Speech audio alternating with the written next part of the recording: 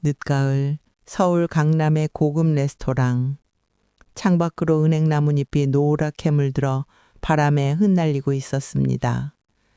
60대 중반의 우아한 여성 정희숙이 창가 자리에 앉아 손가락으로 와인잔을 천천히 돌리며 무언가를 기다리고 있었습니다.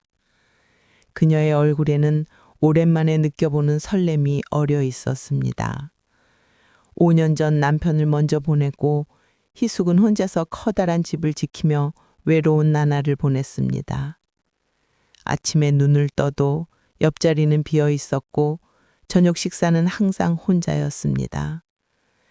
텔레비전 소리가 집안을 가득 채워도 그 소리는 적막함을 더할 뿐이었습니다. 세 자녀는 모두 결혼해서 각자의 가정을 꾸리고 있었습니다. 명절이나 생일에나 얼굴을 보는 것이 전부였습니다. 가끔 전화가 와도 안부 인사 몇 마디 후엔 바쁘다며 끊길 수였습니다.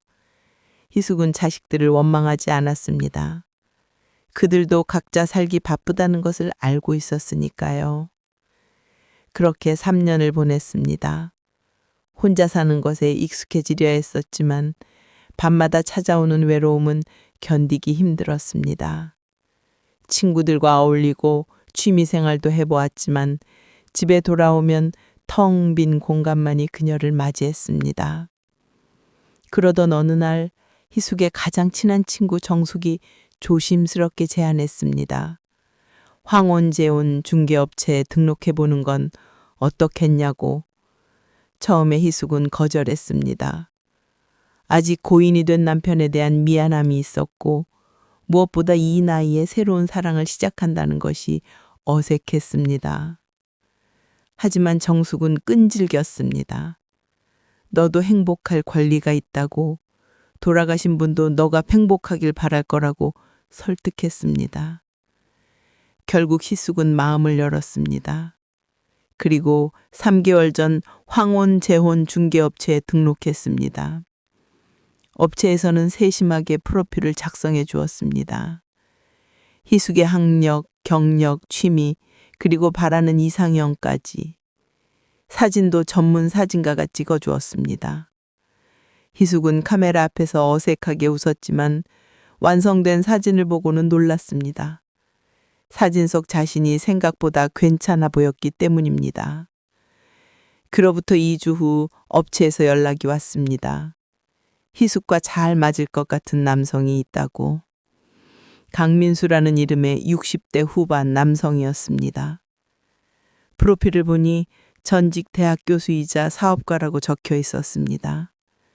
부인을 7년 전에 암으로 먼저 보냈고 자녀는 없다고 했습니다. 사진 속 그는 단정했습니다. 은발이 잘 정돈되어 있었고 정장 차림의 모습이 지적으로 보였습니다. 무엇보다 눈빛이 따뜻해 보였습니다. 희숙은 설레는 마음으로 만남을 수락했습니다. 첫 만남은 이렇게 고급 레스토랑에서 이루어졌습니다. 희숙은 이날을 위해 새 옷을 샀습니다. 연한 베이지색 정장에 진주 목걸이를 매치했습니다. 미용실에서 머리도 새로 했습니다. 거울을 보니 마치 20대로 돌아간 것처럼 가슴이 두근거렸습니다. 레스토랑 문이 열리며 한 남자가 들어왔습니다. 프로필 사진 속 그 남자, 강민수였습니다. 실제로 본 그는 사진보다 더 좋아 보였습니다. 회색 정장에 와인 넥타이를 맨 그의 모습은 우아했습니다. 그가 희숙을 발견하고 미소 지으며 다가왔습니다. 정희숙 씨 맞으시죠? 만나 뵙게 되어 영광입니다.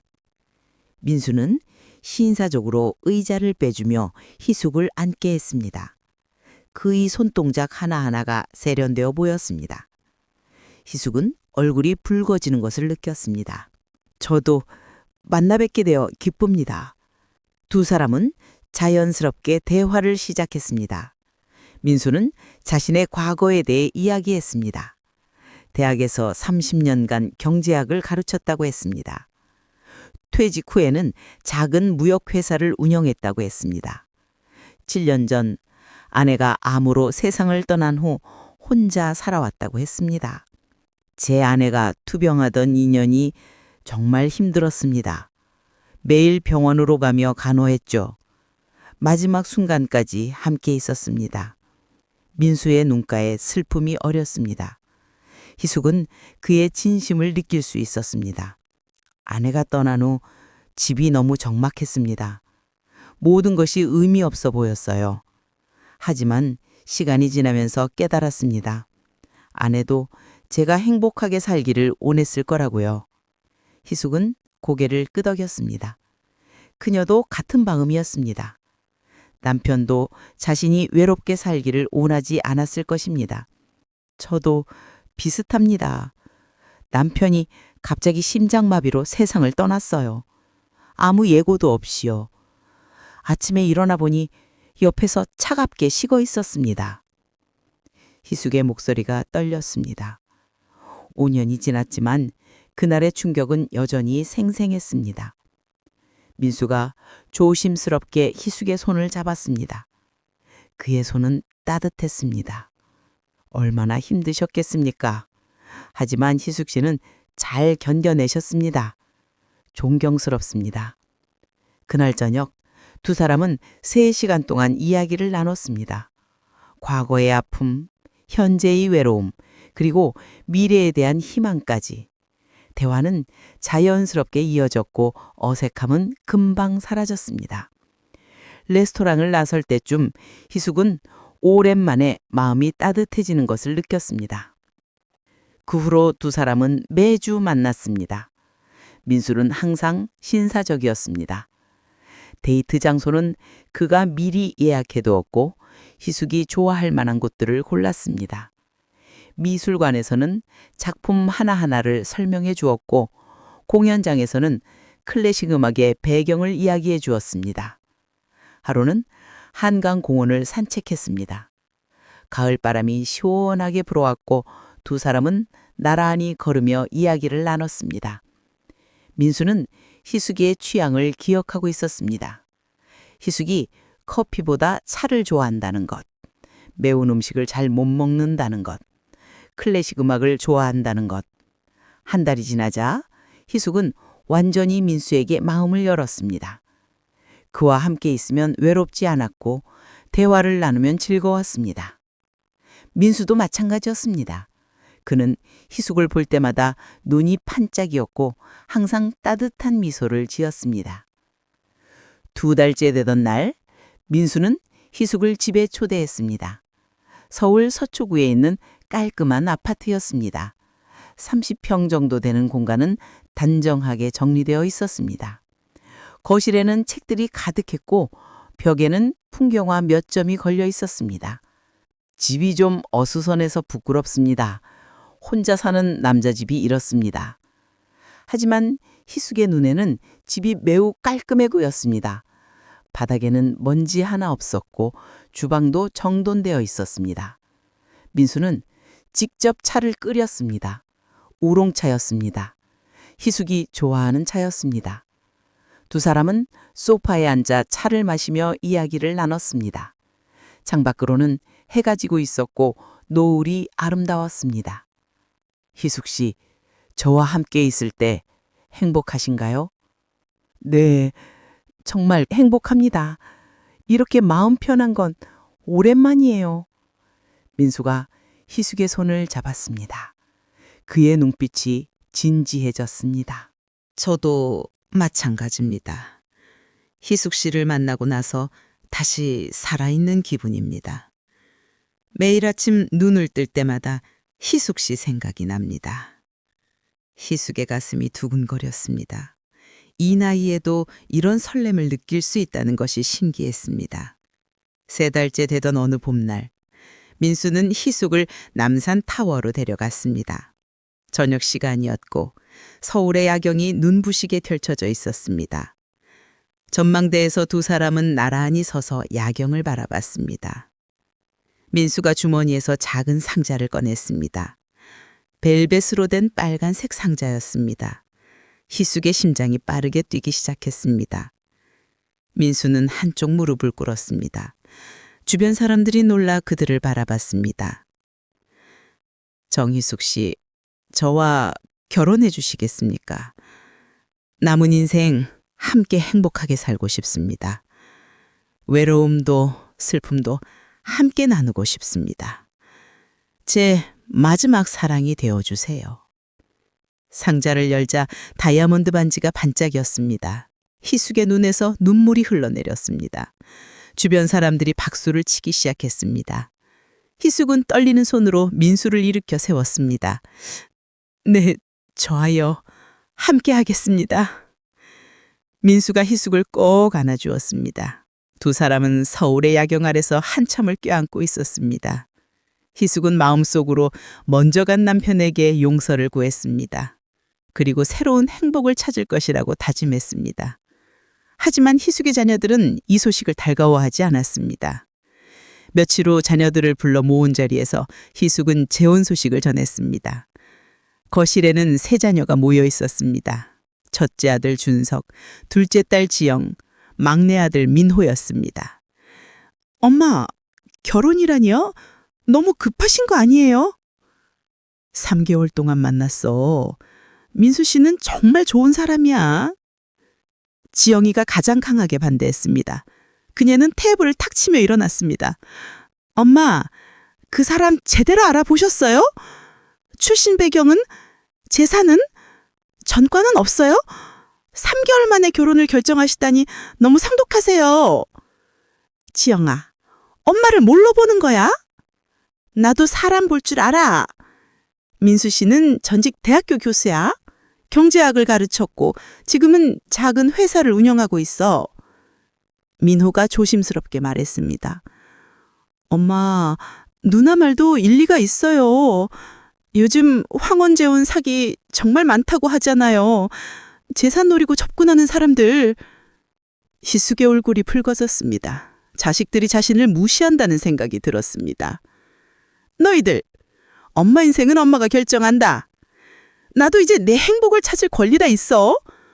5년 동안 혼자 얼마나 외로웠는지 너희들이 알아? 명절 때나 얼굴 비추는 너희들이 뭘 안다고. 자식들은 입을 다물었습니다. 희숙의 말이 옳았습니다. 그들은 어머니의 외로움에 대해 진지하게 생각해 본 적이 없었습니다. 하지만 지영은 포기하지 않았습니다. 알았어요, 엄마. 결혼하세요. 하지만 재산 문제만큼은 확실히 하세요. 혼인 전 재산 계약서 쓰시고 엄마 명의 재산은 절대 건드리지 못하게 하세요. 이건 엄마를 위한 거예요.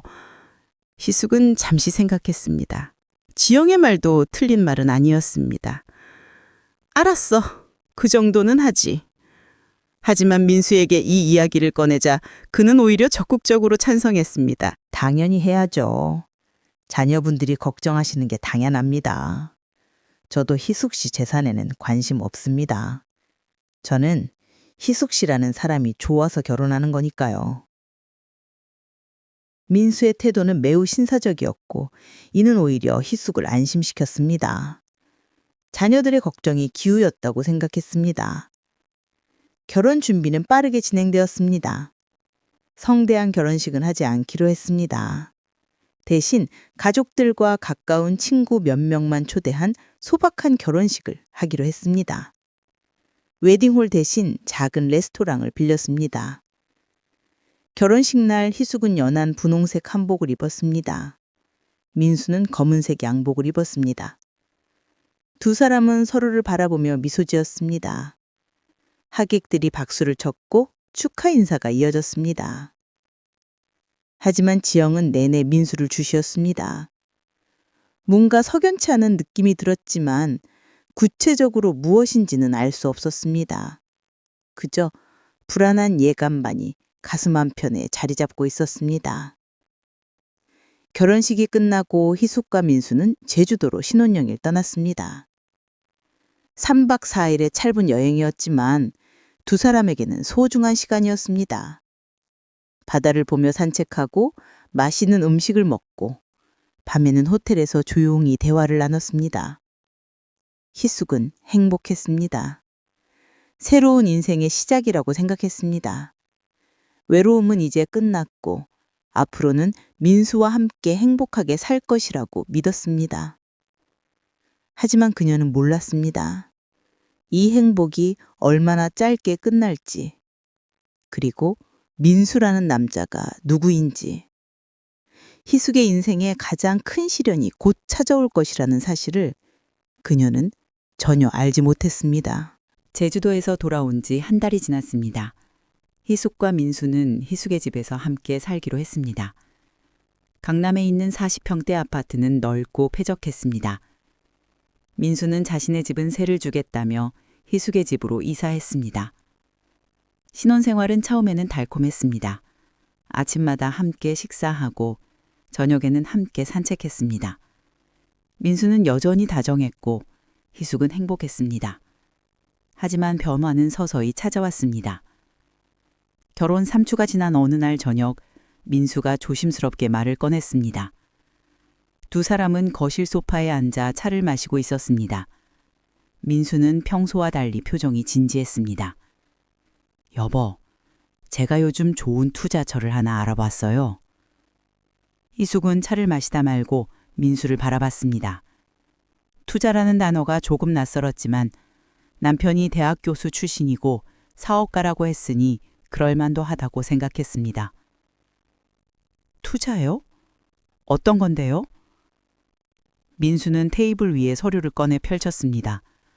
프랜차이즈 카페 사업계획서였습니다.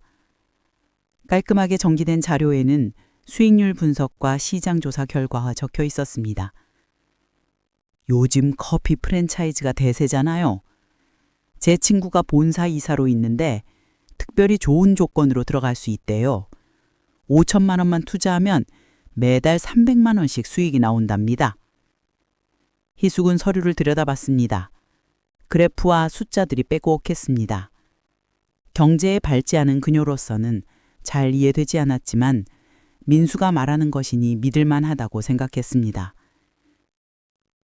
5천만 원이요? 그게 작은 돈은 아니네요. 민수가 희숙의 손을 잡았습니다. 그의 눈빛은 진지했습니다. 여보, 우리 노후를 위해서 해요. 지금 연금만으로는 부족하잖아요. 이 부자로 매달 안정적인 수입을 만들 수 있어요. 희숙은 잠시 고민했습니다. 5천만 원은 결코 작은 돈이 아니었습니다. 하지만 민수는 자신의 남편이었고 남편을 믿지 못한다면 결혼한 의미가 무엇인가 하는 생각이 들었습니다. 결국 희숙은 고개를 끄덕였습니다. 다음 날 은행에 가서 5천만 원을 인출했습니다. 통장 잔고가 확 줄어드는 것을 보며 가슴이 조금 답답했지만 이것이 두 사람의 미래를 위한 투자라고 생각하며 마음을 다잡았습니다. 일주일이 지났습니다. 민수는 평소와 다름없이 다정했습니다. 아침마다 희숙에게 커피를 타다 주었고 저녁에는 함께 TV를 보며 시간을 보냈습니다. 하지만 카피 투자에 대한 구체적인 이야기는 나오지 않았습니다. 그러던 어느 날 저녁 민수가 급하게 전화를 걸어왔습니다. 희숙은 주방에서 저녁 준비를 하고 있었습니다. 여보, 큰일이에요. 어머니가 갑자기 쓰러지셔서 병원에 입원하셨어요. 희숙은 놀라서 가스불을 끄고 전화기를 귀에 바짝 댔습니다. 어머니가요? 어느 병원이에요? 제가 지금 바로 갈게요. 아니에요. 괜찮아요. 어머니가 며느리한테 아픈 모습 보이기 싫어하세요. 제가 지금 병원에 있으니까 괜찮아요. 그런데 수술비가 급하게 필요해요. 희숙은 정시 망설였습니다. 시어머니를 한 번도 만난 적이 없었습니다. 민수는 어머니가 요양원에 계신다고만 했지 구체적인 이야기를 한 적이 없었습니다. 수술이요? 얼마나 필요하세요? 3천만 원이요. 급한 수술이어서. 미안해요, 여보. 제 적금을 깨려고 했는데 중도해지하면 이자를 너무 많이 떼더라고요. 희숙은 깊은 한숨을 쉬었습니다. 일주일 전에 5천만 원을 투자했는데 또 3천만 원이라니. 하지만 시어머니의 건강이 달린 문제였습니다. 거절할 수가 없었습니다. 알았어요. 제가 준비할게요. 어머니 건강이 우선이죠. 다음 날 희숙은 또다시 은행에 갔습니다. 3천만 원을 인출하면서 창고 직원이 조심스럽게 물었습니다. 고객님, 최근 큰 금액을 자주 인출하시는데 혹시 보이스피싱이나 사기는 아니시죠? 희숙은 고개를 저었습니다. 아니에요. 가족 일이에요. 걱정해 주셔서 감사하지만 괜찮습니다. 은행원은 더 이상 묻지 않았지만 표정에는 걱정이 가득했습니다. 3천만 원을 민수에게 건넸을 때 그는 눈물까지 글썽이며 고마워했습니다. 희숙은 그의 눈물을 보며 자신의 선택이 옳았다고 생각했습니다. 어머니를 사랑하는 효자 남편을 만난 것이 자랑스러웠습니다. 하지만 이상한 일이 계속되었습니다. 시어머니의 수술이 끝났다는 말은 들었지만 병문안을 가자는 희숙의 제안은 번번이 거절당했습니다. 민수는 어머니가 아직 회복 중이라며 조금 더 기다리자고 했습니다. 그리고 또 일주일이 지났습니다. 이번에는 민수가 직접 얼굴을 붉히며 이야기를 꺼냈습니다. 여보, 정말 미안한데 친구가 사업 실패해서 급하게 돈이 필요하대요. 제가 보증을 서줘서 2천만 원만 빌려줄 수 있을까요? 희숙의 미간이 찌푸려졌습니다. 지난 한 달 동안 8천만 원을 쓴 상황에서 또다시 돈 이야기였습니다. 여보, 요즘 돈이 너무 많이 나가는 것 같아요. 괜찮을까요? 민수의 표정이 어두워졌습니다. 그는 한숨을 쉬며 고개를 숙였습니다. 미안해요. 제가 무능해서 아내한테 이런 부탁을 하다니. 잊어버려요. 제가 다른 방법을 찾아볼게요. 희숙은 민수의 축 처진 어깨를 보며 마음이 아팠습니다. 남편의 자존심을 지켜주고 싶었습니다. 아니에요, 여보. 제가 드릴게요. 부부인데 뭐. 이렇게 또 2천만 원이 나갔습니다. 그리고 그 다음 주에는 차 사고 합의금으로 1천만 원. 그 다음 주에는 투자금을 추가로 넣어야 한다며 3천만 원. 돈은 계속해서 빠져나갔습니다. 석 달이 지났을 때 희숙은 정신을 차려보니 2억이 넘는 돈을 민수에게 건넨 상태였습니다. 통장 잔고는 눈에 띄게 줄어들었습니다. 불안감이 서서히 밀려왔습니다. 어느 날 오후 희숙은 집 청소를 하기로 했습니다. 민수는 외출한 상태였습니다. 거실을 청소하고 침실을 정리하고 마지막으로 민수가 쓰는 작은 서재로 향했습니다. 서재는 항상 문이 잠겨 있었습니다. 민수는 중요한 서류들이 있어서 혼자만 사용한다고 했습니다. 하지만 오늘은 문이 열려 있었습니다. 아마 외출하면서 깜빡한 모양이었습니다. 희숙은 청소기를 들고 조심스럽게 서재로 들어갔습니다. 책상 위에는 서류들이 정리되어 있었고 책장에는 경제 관련 서적들이 꽂혀 있었습니다. 희숙은 바닥을 청소하다가 책상 서랍이 살짝 열려 있는 것을 발견했습니다. 무심코 서랍을 닫으려다가 안에 있는 서류가 눈에 들어왔습니다. 두꺼운 파일이었습니다. 희숙은 잠시 망설이다가 파일을 꺼냈습니다. 남편의 사생활을 침해하는 것 같아 죄책감이 들었지만 묘한 호기심이 생겼습니다. 파일을 열자 희숙의 얼굴이 굳어졌습니다. 안에는 여러 여성들의 사진과 프로필이 있었습니다. 모두 60대 여성들이었습니다. 각 프로필 옆에는 손글씨로 메모가 적혀 있었습니다. 김영희, 66세, 남편 사망 보험금 5억, 강남 아파트 보유. 이순자, 63세, 자영업자, 추정재산 8억. 박미경, 67세, 남편 사망 후 유산 상속 12억. 희숙의 손이 떨리기 시작했습니다. 페이지를 넘기자 자신의 사진도 있었습니다. 결혼 전 중개업체에 제출했던 그 사진이었습니다.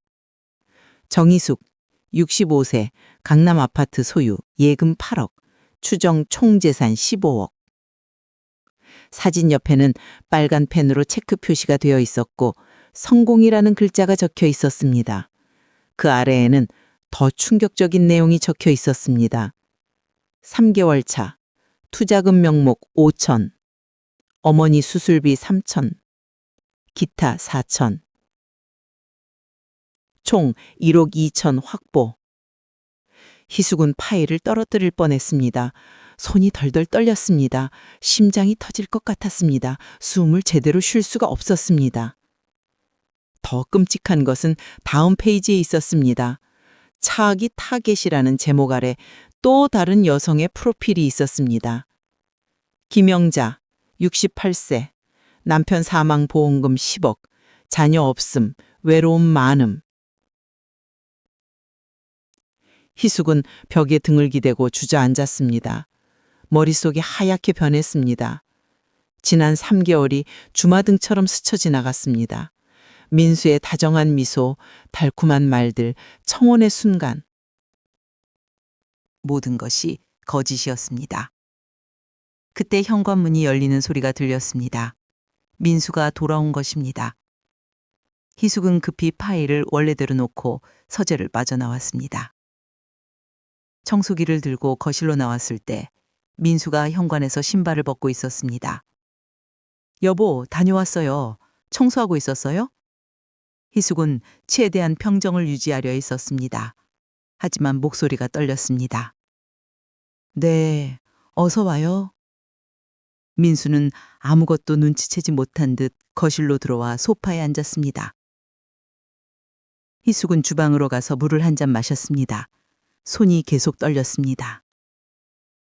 그날 밤 희숙은 잠을 이룰 수 없었습니다. 옆에서 민수가 편안하게 코를 골며 자고 있었습니다. 그의 평온한 얼굴을 보니 분노가 치밀어 올랐습니다. 어떻게 이렇게 태어날 수 있을까? 어떻게 이렇게 능청스럽게 거짓말을 할 수 있을까? 희숙은 조용히 침대에서 일어나 거실로 나왔습니다. 소파에 앉아 무릎을 끌어안았습니다. 눈물이 흘러내렸습니다. 배신감, 분노, 수치심이 한꺼번에 밀려왔습니다. 새벽 5시가 되어서야 희숙은 결심을 했습니다. 당장 경찰에 신고할 수도 있었습니다. 하지만 그것만으로는 부족했습니다. 이 남자에게 제대로 된 대가를 치르게 하고 싶었습니다. 그리고 자신의 돈도 찾아야 했습니다. 다음 날 아침, 희숙은 평소처럼 아침 식사를 준비했습니다. 민수는 아무것도 모르는 채 식탁에 앉아 신문을 읽었습니다. 희숙은 그의 뒷모습을 보며 차가운 미소를 지었습니다. 여보, 오늘 저 친구 만나러 다 갔다 올게요. 그래요. 조심히 다녀와요. 희숙은 집을 나서서 곧바로 딸 지영이에게 전화를 걸었습니다. 목소리는 떨렸지만 결연했습니다. 지영아, 엄마 좀 만나자. 급한 일이야. 1시간 후 희숙과 지영은 조용한 카페에서 마주 앉았습니다. 희숙은 핸드폰으로 찍어둔 서류 사진들을 지영에게 보여줬습니다. 지영의 얼굴이 점점 굳어졌습니다. 엄마, 이게 진짜예요? 이 나쁜 자식이! 카페 안에 있던 사람들이 돌아봤습니다. 지영은 목소리를 낮춘지만 주먹을 분끈 쥐었습니다. 당장 경찰에 신고해야죠. 이건 명백한 결혼 사기잖아요. 희숙은 천천히 고개를 저었습니다. 그녀의 눈빛은 차가웠습니다. 아니야, 그것만으로는 부족해. 증거가 더 필요해. 그리고 내 돈도 찾아야 하고. 지영은 어머니의 표정을 보고 깜짝 놀랐습니다. 어머니의 눈빛이 지금까지 본 적 없이 냉정했습니다. 엄마, 혹시 뭔가 계획이 있으세요? 희숙은 차를 한 모금 마시고 천천히 말했습니다. 이 사람이 나한테 한 것처럼 나도 똑같이 해줄 거야. 아니, 더 철저하게. 후회하게 만들 거야. 지영은 어머니의 변화에 놀랐지만 동시에 안심이 되었습니다. 이제 어머니는 더 이상 순진한 피해자가 아니었습니다. 복수를 준비하는 전사였습니다. 희숙은 지영과 헤어진 후 곧바로 사립탐정사무소를 찾았습니다. 강남역 근처에 있는 작은 빌딩 3층.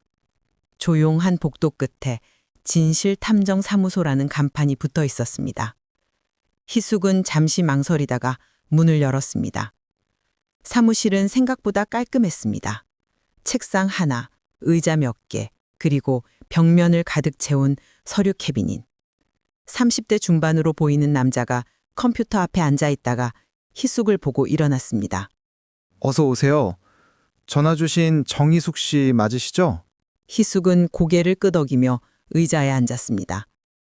탐정 이재호는 20년 경력의 베테랑이었습니다. 인터넷으로 후기를 찾아봤을 때 결혼 사기 전문이라는 평이 많았습니다. 희숙은 가방에서 핸드폰을 꺼내 민수 서재에서 찍은 사진들을 보여줬습니다. 탐정은 사진을 하나하나 꼼꼼히 들여다봤습니다. 그의 표정이 점점 굳어졌습니다. 이 사람 전형적인 황혼 결혼 사기꾼입니다.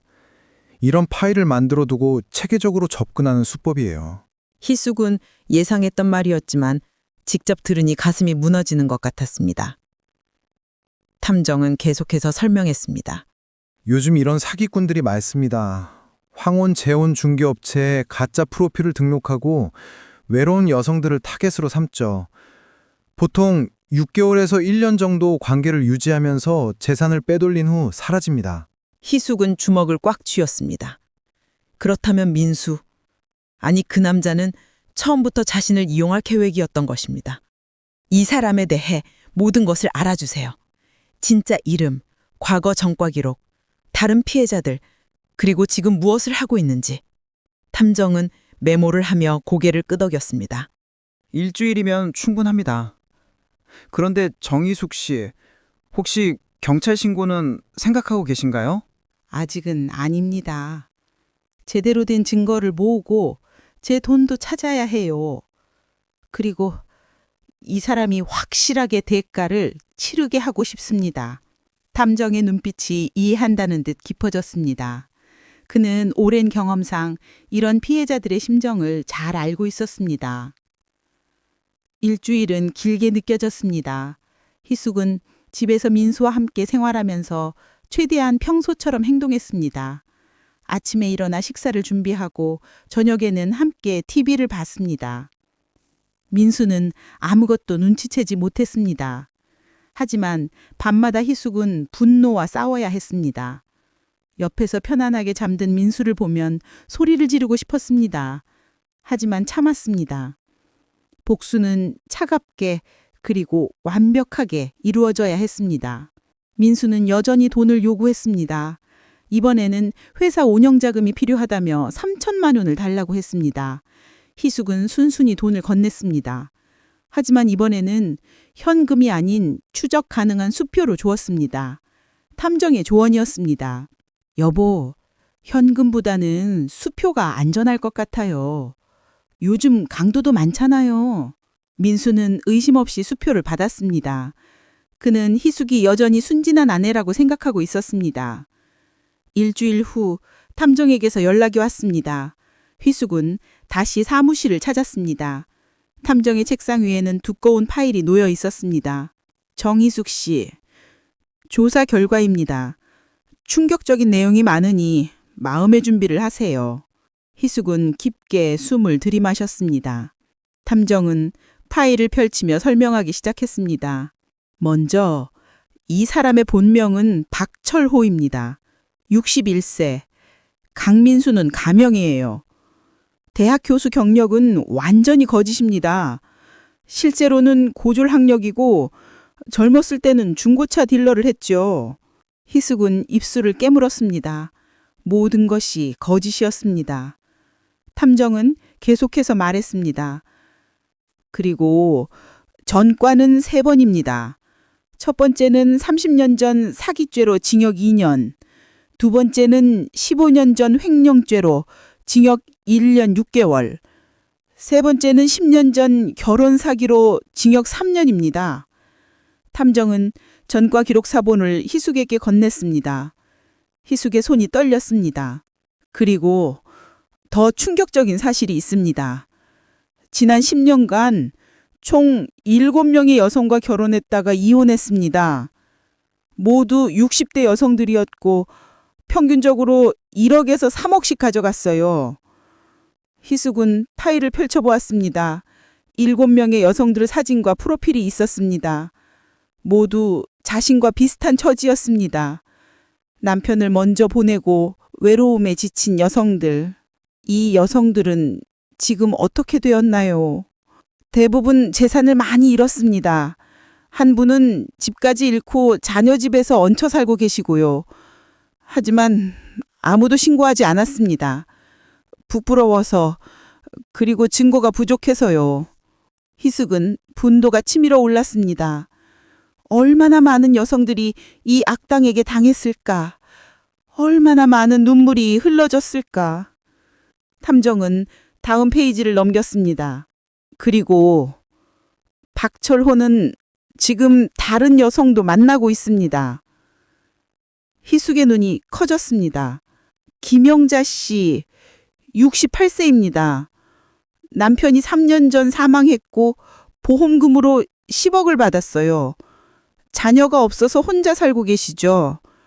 박철호는 한 달 전부터 접근하고 있습니다. 탐정은 사진 몇 장을 꺼냈습니다. 민수가 낯선 여성과 카페에서 마주 앉아 있는 사진이었습니다. 그 여성이 김영자였습니다. 두 사람은 친밀하게 대화하고 있고 민수는 여성의 손을 잡고 있었습니다. 희숙은 사진을 보며 씁쓸하게 웃었습니다. 자신에게 했던 것과 똑같은 수법이었습니다. 이 여성의 연락처를 알 수 있을까요? 연락처요? 왜요? 만나야 합니다. 이분을 구해야 해요. 그리고 제 복수에 필요합니다. 탐정은 잠시 고민하다가 김영자의 연락처를 건넸습니다. 희숙은 집으로 돌아와 김영자에게 전화를 걸었습니다. 전화벨이 몇 번 울린 후 여성의 목소리가 들렸습니다. 여보세요? 안녕하세요? 김영자 씨 맞으시죠? 제 이름은 정희숙입니다. 만나서 꼭 드릴 말씀이 있는데 시간 내주실 수 있으신가요? 정희숙. 저는 잘 모르는 분인데요. 강민수 씨에 관한 이야기입니다. 당신이 알아야 할 중요한 사실이 있어요. 전화 너머로 침묵이 흘렀습니다. 그리고 영자의 목소리가 떨렸습니다. 민수 씨를 어떻게 하세요? 내일 오후 3시 강남역 근처 카페에서 만나요. 제발 꼭 나와주세요. 당신의 인생이 달린 문제입니다. 다음 날 오후 희숙은 약속한 카페에 먼저 도착해 창가 자리에 앉았습니다. 10분 후 중년 여성이 조심스럽게 들어왔습니다. 김영자였습니다. 탐정이 보내준 사진 속 그 여성이었습니다. 영자는 희숙을 발견하고 다가왔습니다. 두 여성은 잠시 서로를 바라봤습니다. 영자의 얼굴에는 불안함이 가득했습니다. 정희숙 씨, 맞으시죠? 네, 앉으세요. 커피 드릴게요. 두 사람은 마주 앉았습니다. 희숙은 가방에서 파일을 꺼냈습니다. 탐정이 준 조사 보고서였습니다. 영자 씨, 제가 누군지 먼저 말씀드릴게요. 저는 강민수의 아내입니다. 법적으로는요. 영자의 얼굴이 창백해졌습니다. 커피잔을 든 손이 떨렸습니다. 뭐라고요? 아내? 그럼 민수 씨가 결혼했다고요? 희숙은 고개를 끄덕였습니다. 5개월 전에 결혼했습니다. 하지만 그 사람은 제가 아는 강민수가 아니에요. 본명은 박철호, 전과 3범의 결혼 사기꾼입니다. 희숙은 파일을 펼쳐 영자에게 보여줬습니다. 박철호의 전과 기록, 이전 피해자들의 명단, 그리고 영자의 프로필까지. 영자는 서류를 보며 눈물을 흘리기 시작했습니다. 손으로 입을 막았지만 흐느끼는 소리가 새어나왔습니다. 그럼 저도 사기를 당하는 거예요? 희숙은 영자의 손을 잡았습니다. 아직은 아닙니다. 제가 미리 알려드리니까요. 그 사람한테 돈을 준 적 있으세요? 영자는 고개를 저었습니다. 아직은. 하지만 어제 투자 이야기를 꺼내더라고요. 좋은 사업이 있으니 같이 하자고. 희숙은 씁쓸하게 웃었습니다. 똑같은 수법이었습니다.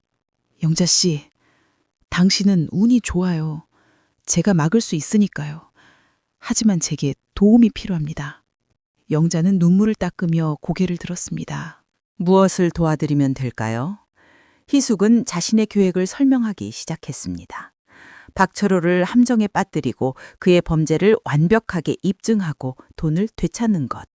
그리고 그가 다시는 이런 짓을 하지 못하도록 확실하게 처벌받게 하는 것. 영자는 희숙의 이야기를 듣고 고개를 끄덕였습니다. 도와드릴게요. 제가 할 수 있는 건 뭐든지 하겠습니다. 두 여성은 손을 꽝 잡았습니다. 같은 고통을 겪을 뻔한 두 여성이 함께 싸우기로 한 것입니다. 그날 이후 희숙은 치밀하게 준비했습니다. 탐정을 통해 박철호의 모든 움직임을 추적했습니다. 그가 영자와 만나는 모든 순간을 사진으로 찍었고 대화를 녹음했습니다. 영자는 박철호가 계속 만나며 연기를 했습니다. 그에게 관심 있는 척, 사랑에 빠진 척 했습니다. 박철호는 영자가 큰 물고기라고 생각하며 더욱 적극적으로 접근했습니다. 한편 희숙은 이전 피해자들을 찾아갔습니다. 탐정이 준 명단을 토대로 한 명씩 만났습니다. 처음에는 모두 거부했습니다. 과거를 들추고 싶지 않다고 부끄럽다고 했습니다. 하지만 희숙은 포기하지 않았습니다. 자신의 이야기를 들려주고 함께 싸우자고 설득했습니다. 이번에는 제대로 된 증거가 있다고 확실하게 처벌받게 할 수 있다고 말했습니다. 한 달 후 7명의 피해자 중 5명이 함께 하기로 했습니다. 모두 60대 여성들이었고 모두 비슷한 상처를 가지고 있었습니다. 그들은 조용한 카페에서 모여 각자의 이야기를 나눴습니다. 눈물도 흘렸고 분노도 나눴습니다. 그리고 복수를 다짐했습니다.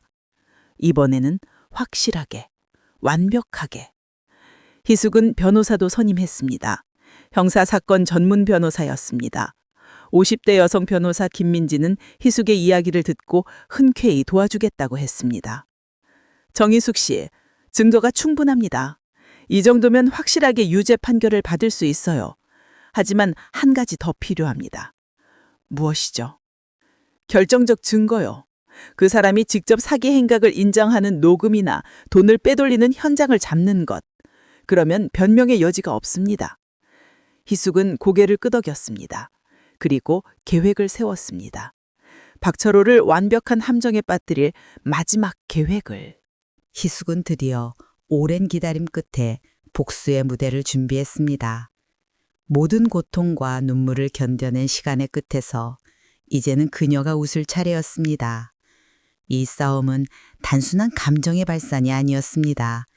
그녀의 인생을 짓밟고 꿈을 빼앗고 사랑을 모욕한 자에게 내려지는 철저한 심판이었습니다.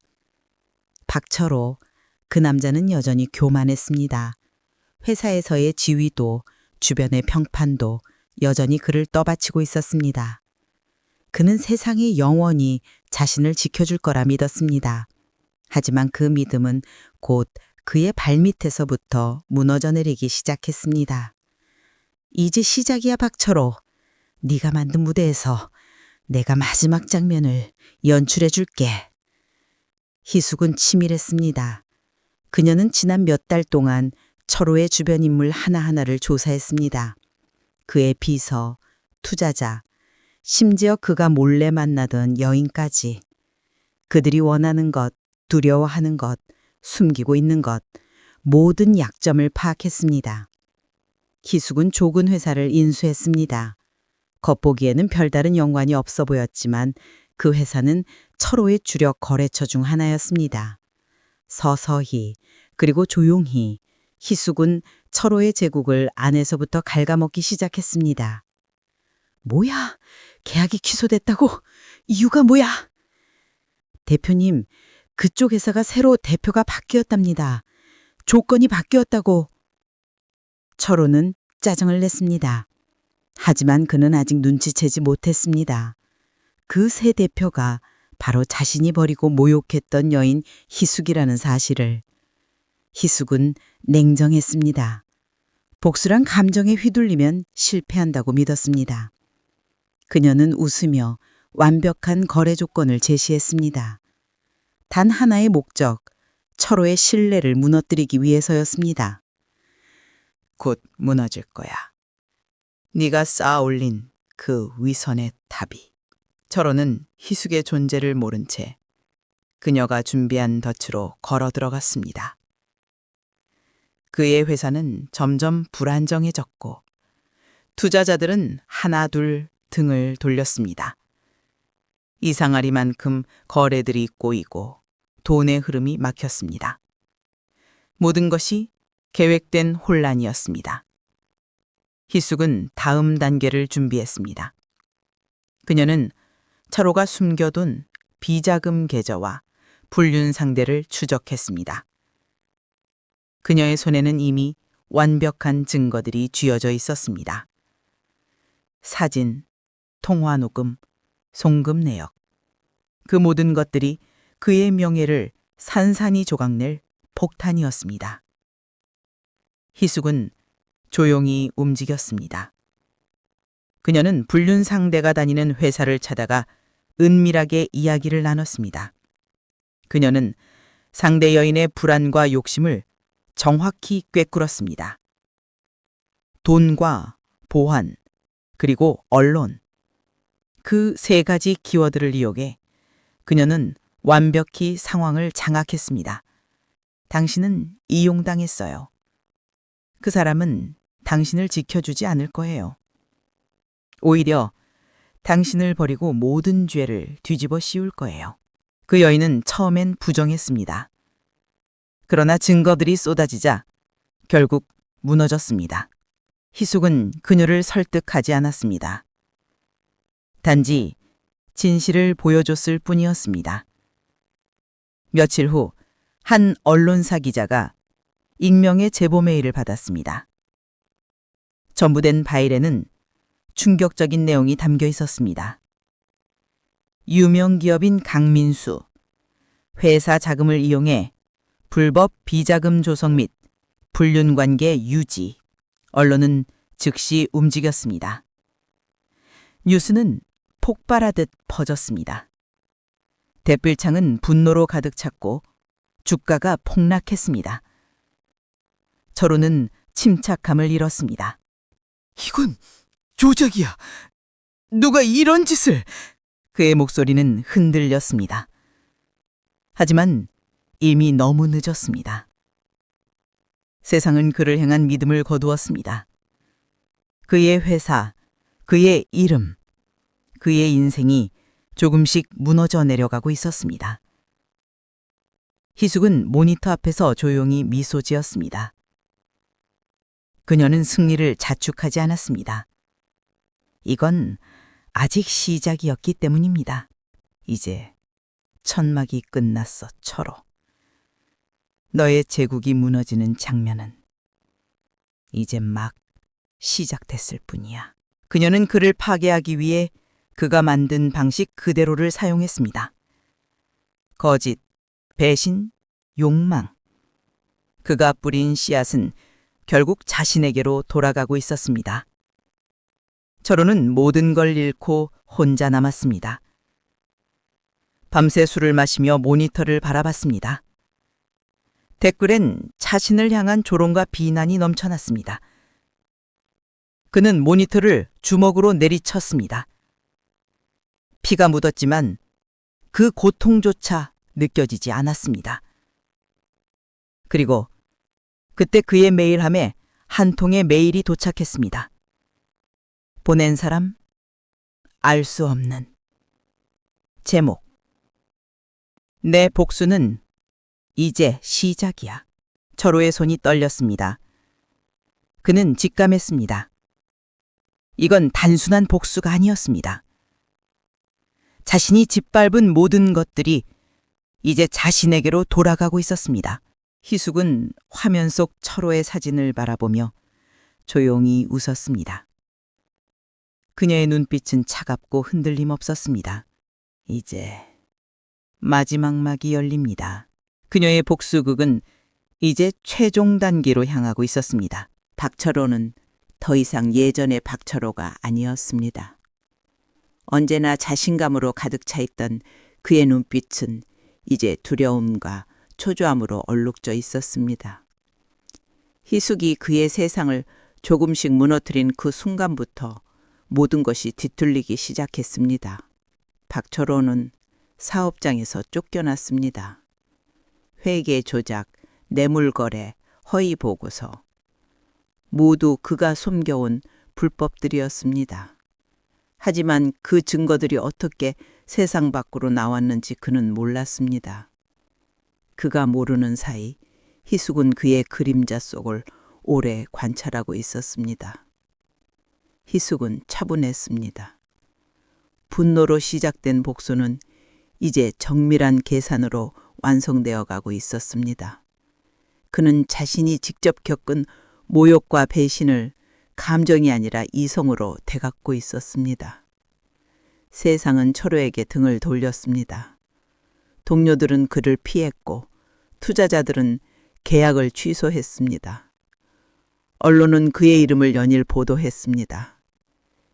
유명 벤처 CEO 내부 횡령 혐의로 고발, 직원 인권 침해 의혹, 전 직원 단체 소송 예고. 모든 것이 무너지고 있었습니다. 희숙은 철호의 몰락을 멀리서 지켜보았습니다. 하지만 그의 얼굴에는 어떤 미소도 없었습니다. 복수는 달콤하지 않았습니다. 다만 정의로웠습니다. 자신이 잃었던 삶의 균형이 돌아오는 듯한 느낌이었을 뿐이었습니다. 철호는 끝내 희숙에게 전화를 걸었습니다. 하지만 그가 얼마나 전화를 걸어도 희숙은 받지 않았습니다. 통화 기록만 쌓여갔습니다. 그는 결국 희숙의 집 앞까지 찾아왔습니다. 비에 젖은 채 무릎을 꿇고 있었습니다. 희숙은 커튼 사이로 그 모습을 잠시 바라보았습니다.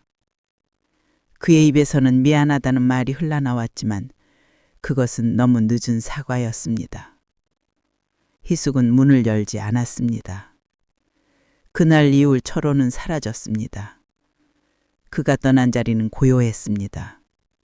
언론은 그의 행방을 추적했지만 그에 대한 뉴스는 점점 줄어들었습니다. 결국 그는 사회에서 완전히 잊혀진 이름이 되었습니다. 한편 희숙은 자신의 이름으로 새 회사를 세웠습니다. 그 회사의 모토는 정직함과 존중. 그녀는 더 이상 누군가의 그림자 속에서 살아가지 않았습니다. 새 사무실에는 햇살이 가득했습니다. 희숙은 그 빛 속에서 커피 한 잔을 들고 창밖을 바라보았습니다. 멀리서 한강이 반짝이고 있었습니다. 그녀는 잠시 눈을 감았습니다. 모든 고통의 기억이 스쳐갔습니다. 그가 자신을 배신했던 날, 차가운 말들, 서류 한 장으로 버려졌던 지난 시간들, 그 모든 상처들이 이제는 하나의 교훈이 되었습니다. 이제 다 끝났어. 그녀는 조용히 중얼거렸습니다. 그러나 그 말 속에는 단순한 안도가 아니라 다시는 누군가에 대해 휘둘리지 않겠다는 결심이 담겨 있었습니다. 그녀는 새 삶을 향해 걸어갔습니다. 그 발걸음은 가볍지 않았습니다. 하지만 단단했습니다. 며칠 후 우편물이 도착했습니다. 발신인은 없었습니다. 봉투를 열자 한 장의 편지와 함께 낡은 USB가 들어 있었습니다. 편지에는 짧은 문장만 적혀 있었습니다. 진심으로 미안합니다. 당신이 옳았습니다. 그 문체는 낯익었습니다. 박초로였습니다. 희숙은 USB를 컴퓨터에 연결했습니다. 거기에는 철호가 직접 녹음한 음성 파일이 있었습니다. 희숙아, 네가 모든 걸 잃을 때 난 웃었어. 하지만 지금은 내가 모든 걸 잃고 네가 웃고 있겠지? 그게 공평한 일인 것 같아. 너는 강했어. 나는 비겁했지. 이제야 알겠어. 네가 옳았다는 걸. 미안하다. 짧은 신문 후 파일은 끝났습니다. 희숙은 모니터를 꺼버렸습니다. 그 눈빛에는 연민도 증오도 없었습니다. 그저 담담했습니다. 그녀는 깊이 숨을 내쉬었습니다. 이제 진짜 끝이었습니다. 그녀는 그동안 잃어버렸던 자기 자신을 되찾았습니다. 시간은 흘렀습니다. 철호의 이름은 세상에서 완전히 사라졌고 희숙의 이름은 새로운 신뢰의 상징으로 자리 잡았습니다. 그녀의 회사는 성장했고 많은 사람들이 그녀의 철학을 따랐습니다. 희숙은 후배 직원들에게 자주 말했습니다. 진실은 언젠가 드러납니다. 누가 뭐라 해도 스스로를 믿으세요. 그 말은 누군가에게는 단순한 조언이었지만 그녀에게는 삶의 원칙이었습니다. 어느 날 회사에서 귀가하던 길, 노을이 물든 하늘 아래에서 희숙은 잠시 걸음을 멈추었습니다. 바람이 불었습니다. 그 바람 속에서 철호의 마지막 목소리가 희미하게 스쳐갔습니다. 미안하다. 그녀는 하늘을 올려다보며 조용히 대답했습니다. 이제 괜찮습니다. 그리고 그 길을 걸어 내려갔습니다.